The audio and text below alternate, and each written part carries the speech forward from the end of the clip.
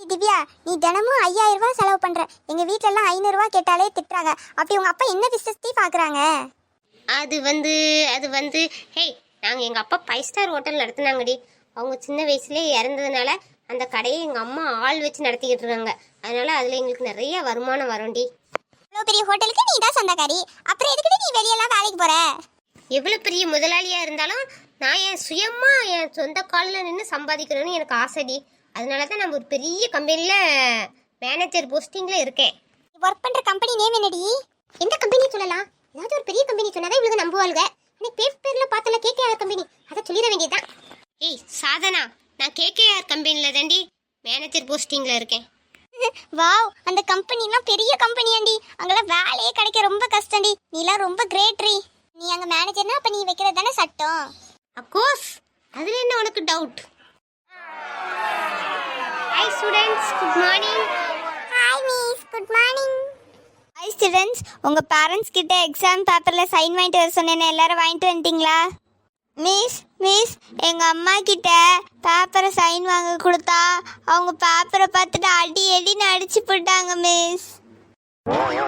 ஏண்டி மீரா, நீ என்ன மார்க் எடுத்த? மிஸ், நான் முட்டை மார்க் எடுத்தேன். ஐயோ, இவன் முட்டை மார்க் எடுத்தா அப்போ அடிக்க தான் செய்வாங்க. என்ன சொல்லி அடிச்சாங்களே தெரியல. ஏண்டி மீரா, என்ன சொல்லி அடிச்சாங்க உங்க அம்மா? உங்களை திட்டி தான் மிஸ் அடிச்சாங்க. அவங்க இந்த டீச்சர் மூஞ்சே மூதேவி மாதிரி இருக்கு, அதுகிட்ட படிச்சுட்டு என்ன பெரிய மார்க் வாங்க போறேன்னு சொல்லிட்டு அதுகிட்ட படிச்சாலே நீ இந்த மார்க் தான் வாங்குவேன்னு சொல்லி சொல்லி அடிச்சாங்க மிஸ். உங்களை பிரின்சிபல் கூப்பிட்டாங்க. சரி மீரா, நீ சிட் டவுன். என்னையா கூப்பிட்டாங்க? எல்லாரும் சைலண்டா படிச்சுக்கிட்டு இருங்க, நான் பிரின்சிபலை பார்த்துட்டு வரேன்.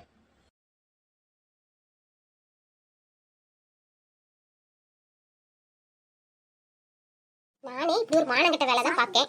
இவள்கிட்ட வேற நான் பெரிய கம்பெனியில் வேலை பார்க்குறேன்னு பில்டப் பண்ணிட்டேன். இவள்கிட்ட எனக்காச்சும் மாட்டினேன் நான் ஆறி போயிருவேன். மாட்டாத அளவுக்கு மெயின்டைன் பண்ணணும். உன் ஒர்க் நினைச்சு ஒரே திங்கிங் அடி. நத்திங். ஏய் பிரவீன், ஏன்டா அந்த பொண்ணை வச்சக்கண்ணு வாங்காம பாத்துக்கிட்டு இருக்கா? ஏய், அங்க 3 பொண்ணு கேன்டீன்ல உட்காந்துருக்காங்கடா, அங்க பாரு.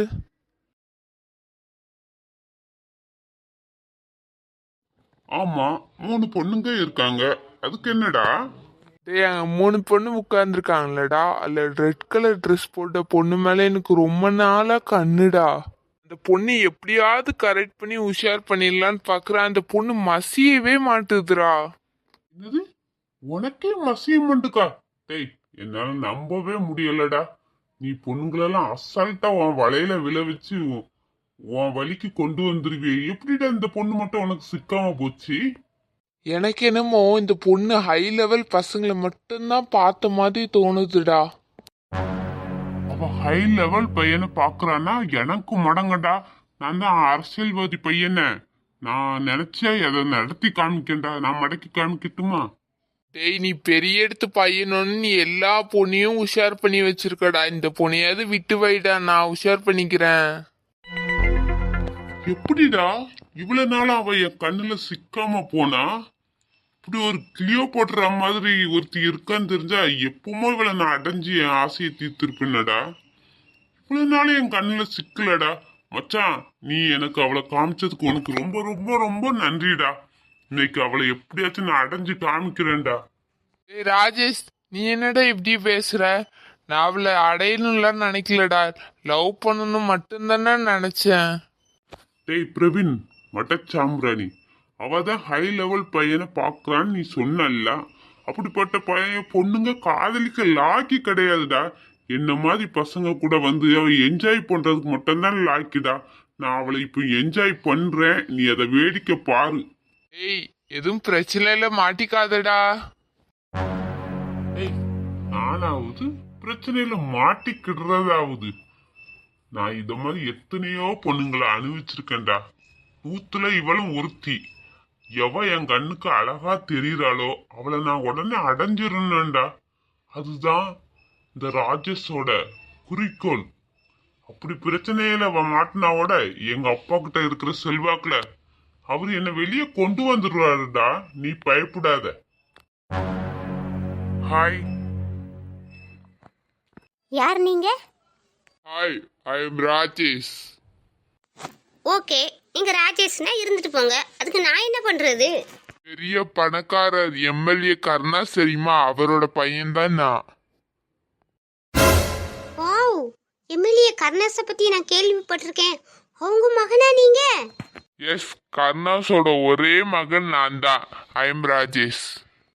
நீங்க எவ்வளவு பெரிய பணக்காரர், நீங்க என்கிட்ட பேசிக்கிட்டு இருக்கீங்க? என்னமோ தெரியல, நான் எந்த பொண்ணுங்களையும் பார்த்த உடனே பேசவும் மாட்டேன், பழகவும் மாட்டேன். உங்களை பார்த்த உடனே என் லைஃப் பார்ட்னருக்கு நீங்க மேட்ச் ஆவீங்கன்னு தோணுச்சு. அதுதான் உங்கள்கிட்ட நான் பேசினேன். நீங்க ஓகேவா? என்னது, நானா? என்னால நம்பவே முடியலையே. ஏன் நானான்னு டவுட்டா கேக்குறீங்க? நீங்களே தான் என் லைஃப் பார்ட்னர். நான் இப்போ கிளப்புக்கு தான் போறேன். விருப்பம் இருந்தா நீங்க என் கூட வரீங்களா? கிளப்புக்கா? நானா?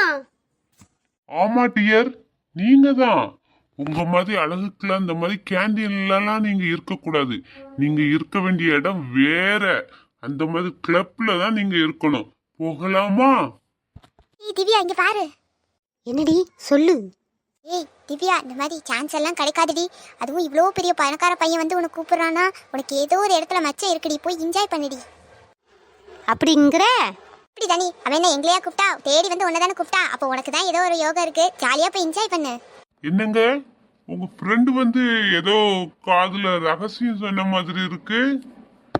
அதெல்லாம் ஒண்ணும் இல்லைங்க, போய் ஜாலியா என்ஜாய் பண்ணுன்னு ஆல் தி பெஸ்ட் சொல்ல வந்தா. அப்போ போலாமா? ஓகே, போலாம். பாய்டி, பிறவு பாப்போம்.